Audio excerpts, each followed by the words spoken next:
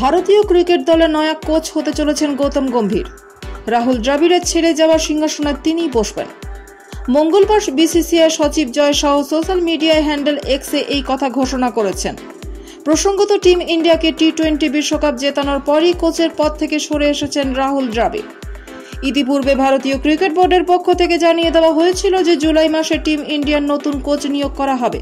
প্রায় 3.5 বছরের জন্য অর্থাৎ 2027 সালের ডিসেম্বর মাস পর্যন্ত টিম ইন্ডিয়ার হেড কোচ পদে বহাল থাকবেন গৌতম গম্ভীর। 3টে ফরম্যাটে টিম ইন্ডিয়াকে তিনি কোচিং করাবেন। বিসিসিআই ইতিপূর্বে টিম ইন্ডিয়ার নয়া কোচের জন্য বিজ্ঞপ্তি জারি করেছিল।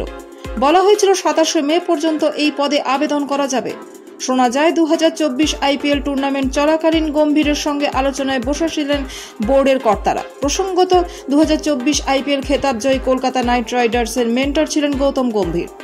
তবে 2023 সালে গৌতম গম্ভীর কলকাতা নাইট রাইডার্স দলে যোগ দেওয়ার আগেই লখনৌ সুপার জায়ান্টস দলের মেন্টর ছিলেন। 2022 এবং 2023 আইপিএল মরশুমে লখনৌ প্লে অফে উঠতে পেরেছিল। ক্রিকেটার হিসেবে 22 গজ থেকে অবসর গ্রহণ করার পর গম্ভীর এভাবেই কোচিংয়ের দায়িত্ব সামলেছিলেন। তবে এবার তার কাঁধে আরও বড় দায়িত্ব উঠে এলো। উল্লেখ্য, ক্রিকেটার হিসেবেও টিম ইন্ডিয়ার গৌতম গম্ভীরের অবদান একেবারেই কম নয়। 2007 সালে আয়োজিত টি-20 বিশ্বকাপে এবং 2011 সালে আয়োজিত একদিনের ক্রিকেট বিশ্বকাপে টিম ইন্ডিয়ার খেতাব জয়ের পেছনে তার অবদান অনস্বীকার্য। পাশাপাশি অধিনায়ক হিসেবে তিনি 2012 এবং 2014 সালে টিম ইন্ডিয়াকে আইপিএল খেতাব জিতিয়েছিলেন। 2024 আইপিএল টুর্নামেন্ট চলাকালীনই ভারতীয় ক্রিকেট দলের প্রস্তাব তার কাছে এসেছিল। তবে সিদ্ধান্ত গ্রহণের আগে কিছুটা সময় চেয়েছিলেন তিনি। শেষ পর্যন্ত গত 1 জুন আবুধাবিতে আয়োজিত একটি অনুষ্ঠানে ভারতীয় ক্রিকেট দলে কোচ হবার ইচ্ছা প্রকাশ করেন তিনি। গম্ভীর বলেছিলেন, দেখুন, ভারতীয় ক্রিকেট দলকে কোচিং করাতে পারলে আমার ভালোই লাগবে।